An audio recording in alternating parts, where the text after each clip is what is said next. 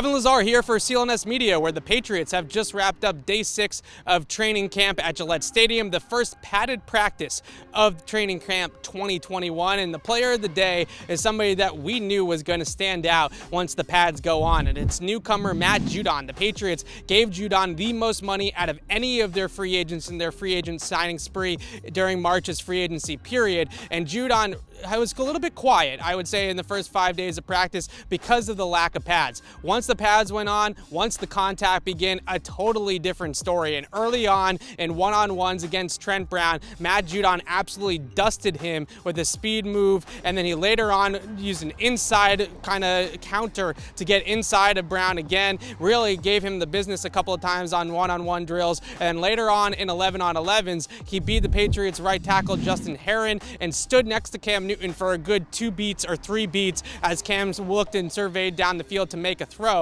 It was clear that Judon, in a live game situation, would have had a sack on that play. He ran 2 run stuffs, 1 tackle for loss. He was just all over the field, and you have to look at that as a very, very good sign for the Patriots. And when we spoke to Patriots head coach Bill Belichick earlier this week, Judon was somebody that he was very high on, saying that basically what he did at Baltimore is exactly the same thing that we're going to ask him to do here in New England. We just call it something maybe a little bit differently. So the techniques are the same, the terminology is a little bit different, and once his head and his mind kind of catch up to his body, Matt Judon is going to be a standout in this Patriots defense, and that's exactly what we saw here on Tuesday morning in the fully padded practices. Judon really stood out. His physicality at the line of scrimmage was exactly as advertised when the Patriots handed him that free agent contract. Along with Judon, an honorable mention, as we do every single day, rookie Christian Barmore had a very, very nice practice. He was 4 for 5 in one-on-one drills. He stood up some of the starting offensive linemen in team drills during run periods.